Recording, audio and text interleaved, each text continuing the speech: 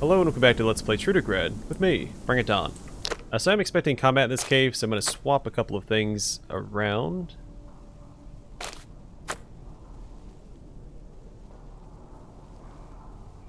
Alright, we should be all set.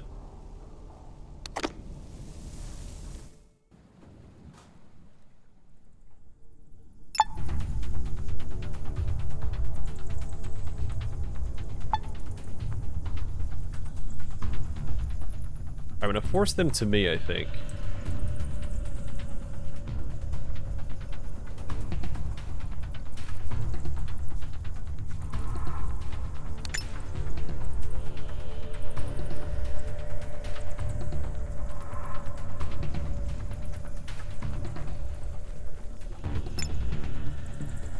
I'm glad I moved over here because I didn't know how many there were going to be. Now only two can get at me at once, I think.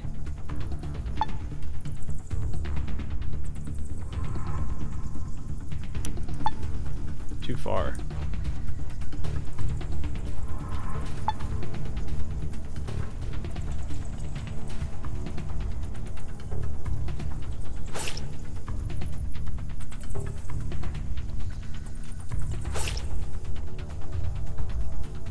Well, he's stunned at least. Let's see where that gets us.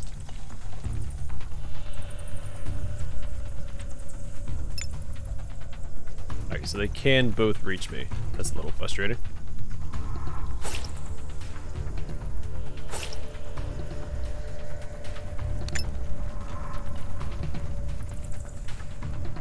Oh, alright, there's a few more than I was expecting. This guy's a different color. Hairy vampire. Oh, they're healing off of me. Alright, I don't have the damage to do this, I don't think.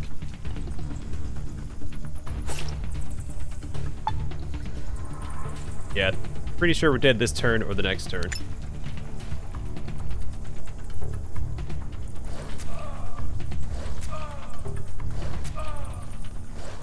If I had a shield, maybe I could do this.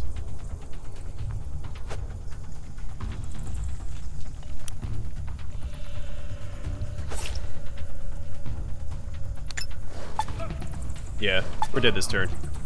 Alright, well hey, we know what's in here. We'll come back here later. Once I have all my equipment.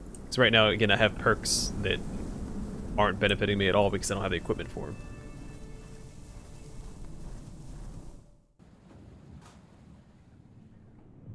So maybe even a shield and that hammer?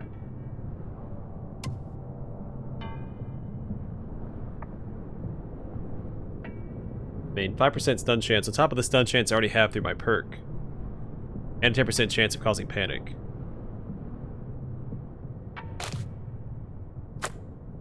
Yeah, I like it. Alright, let's go to the scrap quarter.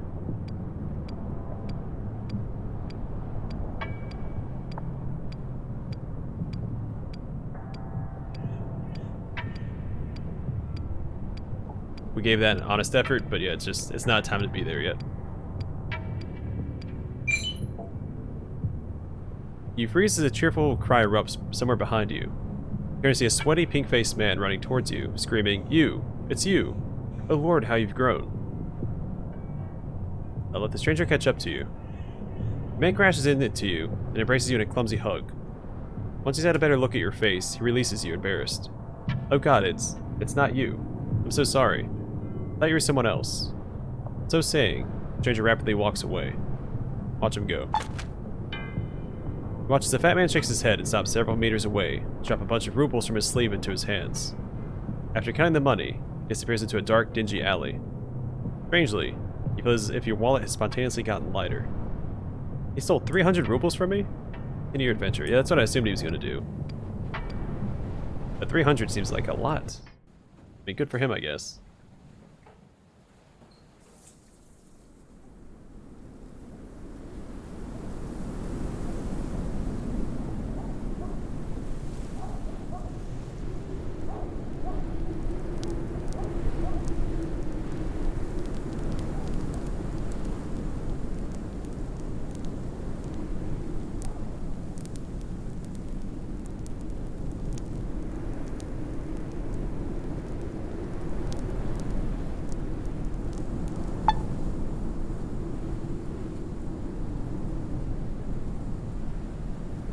Actually, only one factory building, still something. I didn't finish reading that.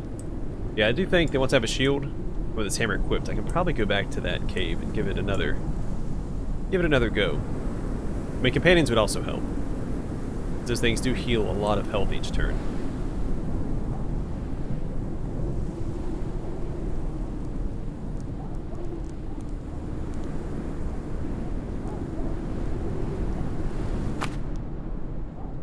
Black Lotus.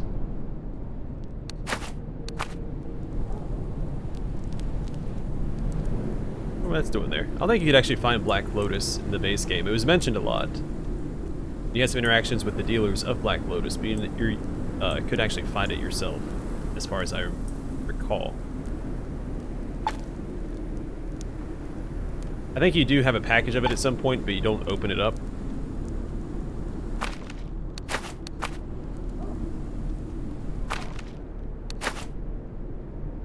Now we're over encumbered. You know what? Yeah, I probably should have gone and spoken to a merchant first. There might be some merchants here. Gonna find some NPCs to speak to.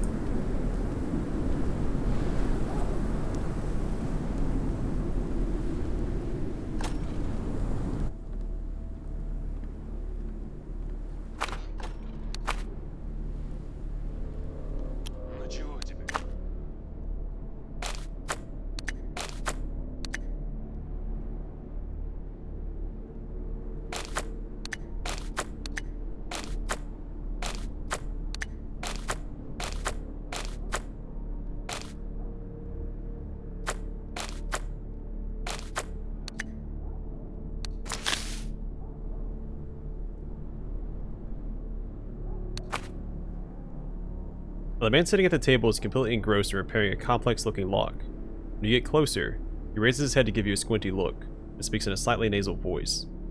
Welcome to Lab Assistant Leaka's Lock Services Limited. My name is Leaka. How can I help you? Or Leoka. I think Leoka sounds a little better. You can answer a few questions for me. As long as it doesn't eat up too much of my time. What can you tell me about yourself? All about locks, keys, doors, and strong boxes. Everything that can be opened or locked interests me. Well, not everything per se. I don't go around opening clamshells. I repeat, no clams. Don't ask about the details. I have my reasons. No more clams. I don't doubt it. Hey, can you teach me the art of lockpicking? Yeah, okay. Wow. Where do you learn such crazy persuasive techniques? An atom or something? Anyway, listen closely. Hey, 5 points. The next several minutes, Leoka lectures you on various lockpicking methods. He illustrates his lesson with the mechanism he's currently working on, mentioning several times that everything he's telling you is strictly professional knowledge. He's never attempted to pick a lock with the desire to rob somebody. Yeah, those are the basics. The lesson was just for you, got it? Don't go telling your friends or any cops you know. Next question. How's life in the city? It's going great. See, I'm not hooked on creature comforts. All I need are the essentials and the tools to do my job. Bedbugs leave me alone most nights. That's luxury to me. When they do bite, that just means I get to stay up late. What can you tell me about the city? A very calm place. There's a shootout a few blocks away from here. It only lasted for like 15 minutes. Then our blessed peace and quiet returned. Where else on the waste will you meet such polite and efficient bandits? Some distant place like the mountain pass of woes. Such a battle would have lasted for hours. Share a couple of rumors with me, why don't you? I don't talk to the neighbors too much, but I couldn't help but notice this one young man. His name is Slava. He reminds me of myself when I was younger. Well, minus the criminal tendencies. I mean liminal tendencies. Yeah, we're very liminal beings, him and I. Ambiguous, unpredictable, original, etc. So you're a locksmith, huh? How's business? It's alright, thanks for asking. Are you here to complain? Did someone crack open your newly locked door and swipe everything you had, including several items of deep sentimental value? It happens, you know, even with quality locks like mine. No, I haven't been robbed. Ah, then if nobody stole anything, why spread baseless rumors about me? Why say I intentionally included I include tiny defects in all my locks, so that criminal associates of mine can easily access the houses of my clients. These falsehoods are libelous, and not true besides. You have my word on that. I'm trying to find out what happened to the inverter factory. Can you help me? It's pretty obvious the factory once was here, and then later it was gone. That's all I know. I'm a locksmith, not a historian of pre-war factories. Bummer. Can you at least answer a few... Alright, we already asked his questions. We can probably loot if we put on our stealth outfit.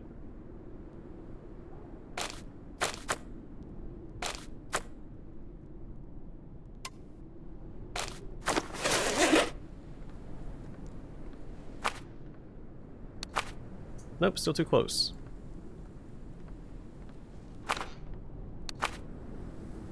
Oh, he can see... okay, well. I tried my best.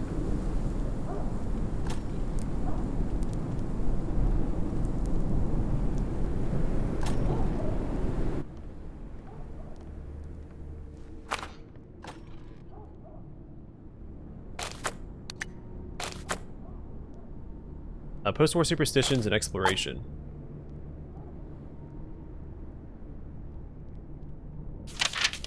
Alright, this is new. The tragic fate of many towns and villages outside Trudograd is widely known in scientific circles. Places that were cut off from the world after the nuclear bombings of 1986 degraded extremely quickly, the populace reverting to ancient social structures in a single generation. Many societies lacking contact with civilized people were only rediscovered in the late 90s. When regular communication resumed, it turned out these isolated communities differed from us not only in their quality of life and rigid, obsolete forms of local government, but also in their strange belief systems, which have never been seen elsewhere before or since. For example, Destino Village, near war-torn Samara, told of Kompanyak, a mysterious humanoid creature. If the autumn harvest is finished in a timely manner, Kompanyak comes out of the forest bearing gifts of pork and alcohol. Later on, it joins the peasants at the feast table where it sings, tells tales, and dances with the workers. However, if the harvest goes poorly, Kompanyak shows up alongside the local bandits and assaults Destino Village, ravaging both land and villagers. The inhabitants of Kaimerovo Village idolized certain early 20th century politicians as deities, for no apparent reason. According to their village elder, 15-year-old Afrozim, the world was created in 1918 by Vladimir Lenin, who traveled the bottomless void of space along with other gods and spirits. Lenin persuaded such entities as L. Trotsky, A. Kerensky, I. Stalin, A. Denikin, W. Churchill, T. Roosevelt, etc. give up some of their life energy in order to create the Earth. All these primal spirits initially agreed, but later learned Lenin's big secret. He was actually planning to gift the newly created planet to the workers and peasants he created out of his lower ribs. Learning that they would not be the masters of the world they built, the spirits split into three factions.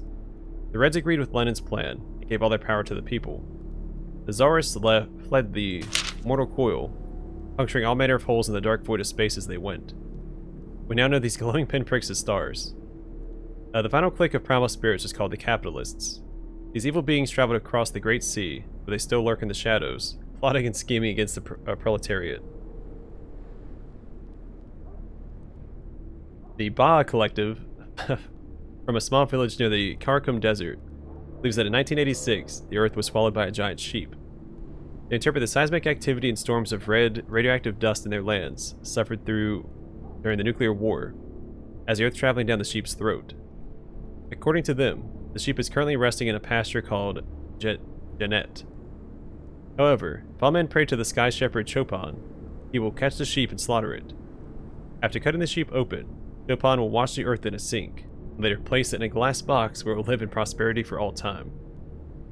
Such silly beliefs are ironclad proof of degeneracy, and thus must be cleansed from the face of the earth, either by facts and logic, or well-placed bullet. Anything goes, and the re-education of humanity is at stake. Well, that was a read.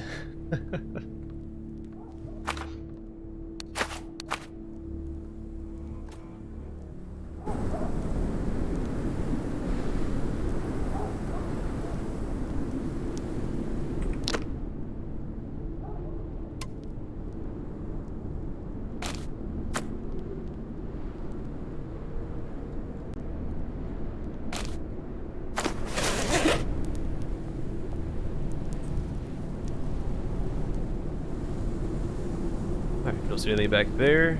It doesn't look like I can enter this sewer here either.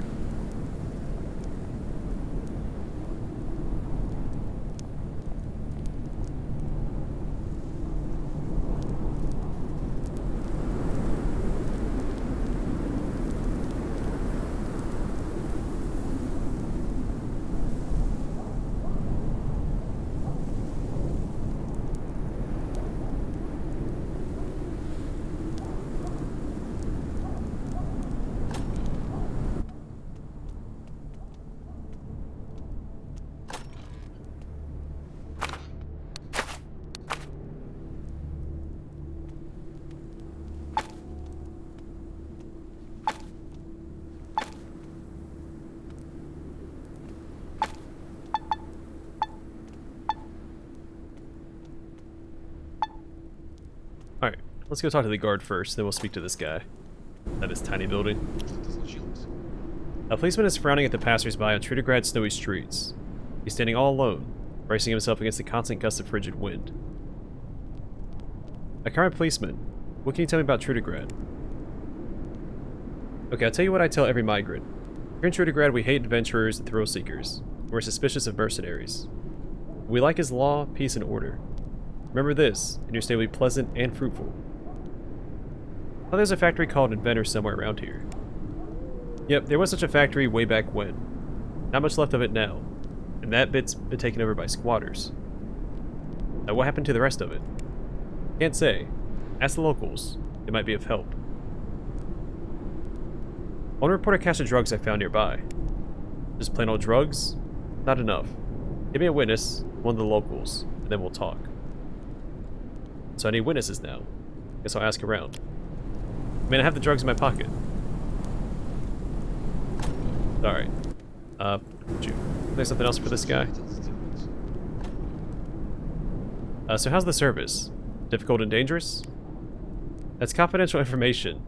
My presence reassures the locals that someone is always on watch.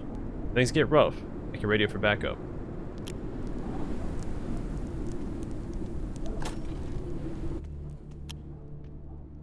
A plumb man stands in the center of the room, eyes shut, fists clenched, mouth agape. After a few deep breaths, he almost deafens you with his loud, deep singing voice. Correador, don't spit on the floor. Please use a cuspidor. That's what it's for.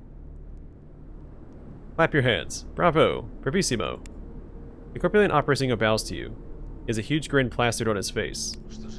Ah, prego. Mascarpone per pizza. Della not testa di ariete? I see Maestro Ozolin's your master. He's not only good at picking wine, he also picks the best delivery boys in the city. Oh, how scandalous. Now what news do you bring, boy?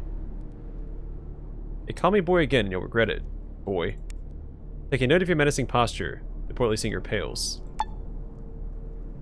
I just don't hit my face. To a singer, it's as important as their voice.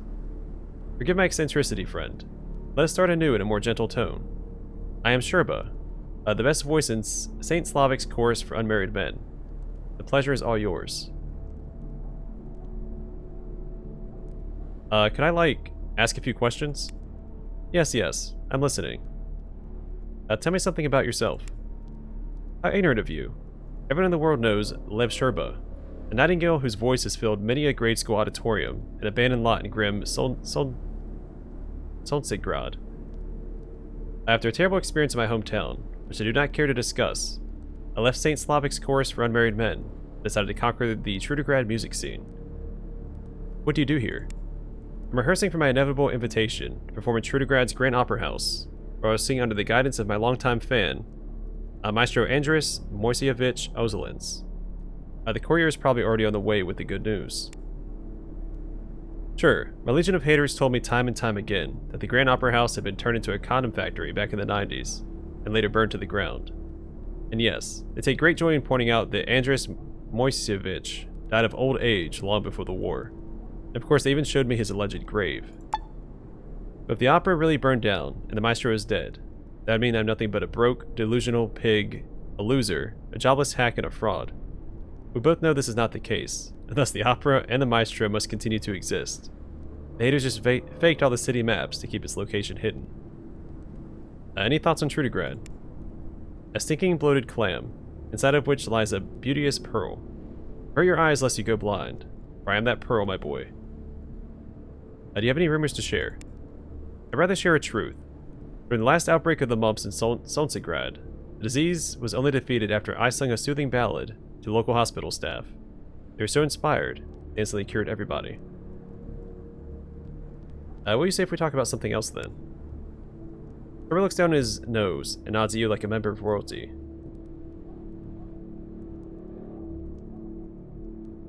I can't explain why your name is written in this here book, or notebook. Trevor takes the weather notebook and studies the list of names. He then sniffs at the thing. I sense perfume. Was that Red Moscow? A sweet young music-loving girl must have recorded my name in this notepad after she fell in love with my amazing voice. Such a romantic girl, such an ear for opera. The others on the list are probably also singers or musicians. Look how clumsily their names are written. How lovingly she wrote mine. Oh yes, this last knows who has the most octaves in his vocal range, if you know what I mean. The names are all written in the exact same style, though. Oh, come now. You're quite young to have such a terrible vision. Take another look. My name is written with calligraphic precision. Lev Sherba cocks his head and studies your eyes one at a time, as if looking for cataracts. In any case, I have no idea who this young bird is. I love all my fans. There's just too many to remember them all. I see. And who are you waiting for, Sherba? I think I dropped enough hints already. I'm waiting for a courier to present my invitation to sing at the Grand Trudograd Opera. Oh, what amazing roles I will perform under its lofty dome, on its time-honored stage. I've never heard of an opera house in Trudograd. Oh please, don't join my legion of haters. Are there enough of them already? Sometimes they pretend to be simple passers-by when they lie to me. The opera was closed down years ago, they'll say. Or, oh, there's no more opera in the city. But that's not true, because I don't believe it to be true. It's as simple as that. Why do you think you'll be invited to sing there? Why wouldn't I? I'm the best singer in Trudograd, of the town of the sun. My fame has long since reached this putrid rat nest of a city. I refuse to believe my singing talent isn't enough for this place, because it is. Alright, let's talk about something else then. Alright, I'm out of here. And we just leveled up.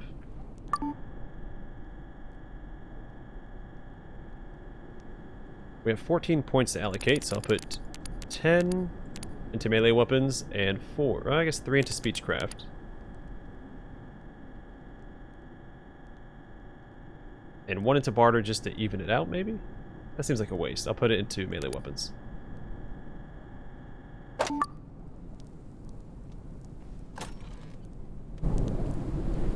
Oh yeah, perk points. We have 3.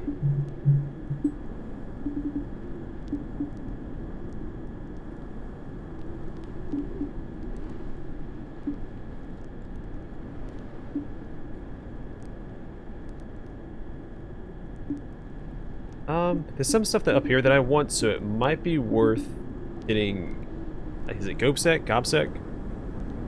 A 10% discount when trading. Yeah, screw it, let's go and grab that. We're so early on into the expansion. I think that'll pay dividends as we go. But we'll see.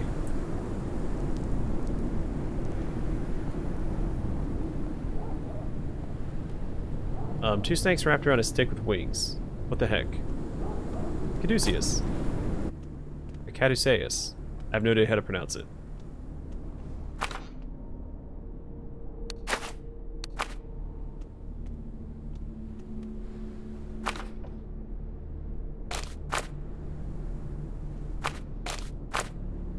I'm not trying to steal it, I just want to read it. Well, let me read the book, man. Knowledge is power.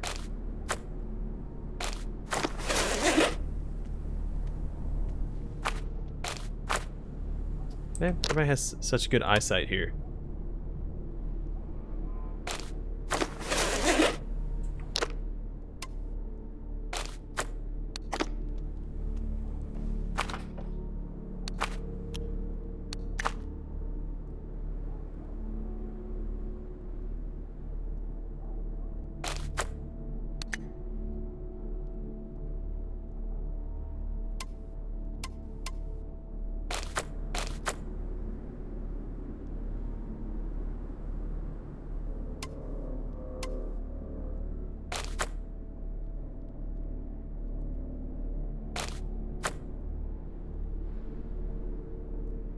not gonna make a lot of money off this guy, it looks like, but at least manage my encumbrance.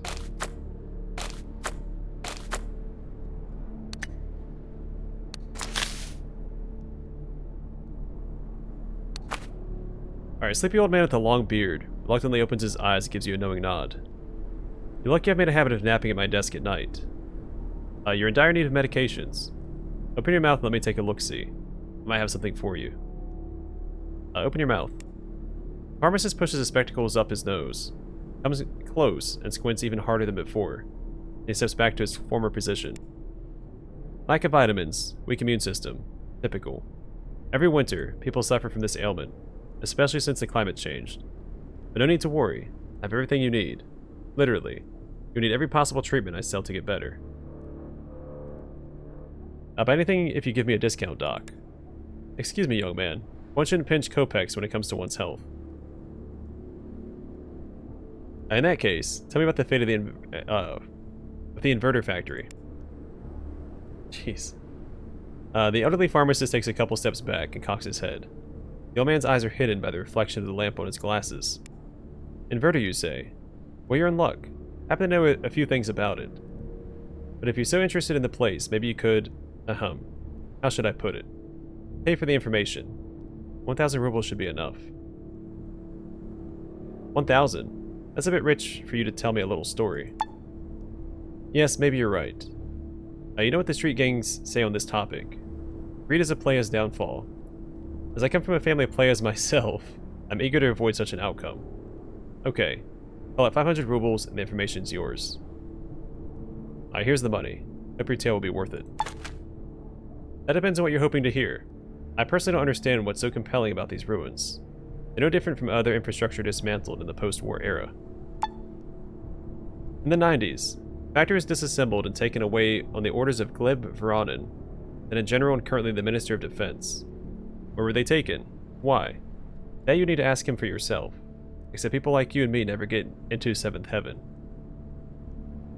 Tell me about 7th Heaven. What is it? You don't know? It's the living quarters the authorities built atop the tallest skyscrapers in the city center. It's the architectural and cultural highlight of Trudograd. I'm sure you've seen it. You just didn't know what you're looking at. It does look unusual. Bigwigs in the city government built it for themselves and their inner circle, so they could be as eccentric as they wanted. Pity you need a pass to enter. It must be even more interesting up close. I see. Is there any way to get inside? It's a dangerous question to be asking a mere pharmacist. You need a special pass. The rumor has it that Mikhailych, the owner of a nearby tavern, has a dab hand at forging them. And well, police officers of a certain rank are also granted such passes. But you're not thinking of joining the police force, are you? They're basically government-backed terrorists, enemies of small businesses and the people. Why get this stain on your reputation with the locals, whom you very well might need in future? Give up on this idea now, before you get started. What kind of a guy is this Voronin fellow? I'd rather not discuss the authorities at all. The scale of security apparatus is beyond our competence. Voronin's been at the wheel for so long, most of his peers have been forgotten entirely. That's the most I can tell you about him. Why was Inverter evacuated? I have no idea. Perhaps it was sold. Maybe it was being hidden from marauders, and still secretly produces something for export. Could be the components were exchanged for services from an interested party. How should I know? Thanks for the info. Let's change the subject. As you wish. The bottom line is, it's extremely difficult to get in 7th Heaven, so don't even try. We'll see. Can you answer some other questions for me? Sure. What do you want to know? May I ask what your name is? My name is Inokenti Bogowski. You can also call me Bug the Pharmacist. This nickname stuck to me a long time ago, unfortunately. Now it's become something of a trademark. What do you do here? Before the war, I taught chemistry in public school. Now, as you can see, I'm a pharmacist. A quiet and relatively lucrative business is just the thing for someone my age. Tell me about Trudograd. Young folks seem to think this is a good place to make money, and they're right. The oligarchy decides to shove a stick in the spokes of the wheel of small business. Have you heard any rumors you'd like to share? People are saying the city's revolutionaries want to establish a dictatorship of the proletariat. I have nothing against the proletariat. I don't really like the word dictatorship. Alright, I have to go already. There we go, we progressed the main story. By a complete accident.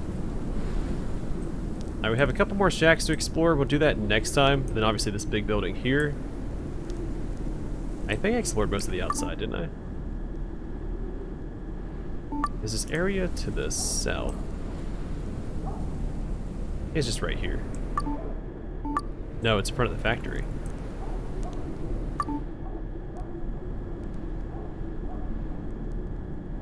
And that shack there. Okay. So yeah, I'm gonna call it here. Next episode we'll explore these two houses and then this building, and then we'll make our way elsewhere. See where the story takes us. But for now, thanks for watching. I'll see you guys in the next one.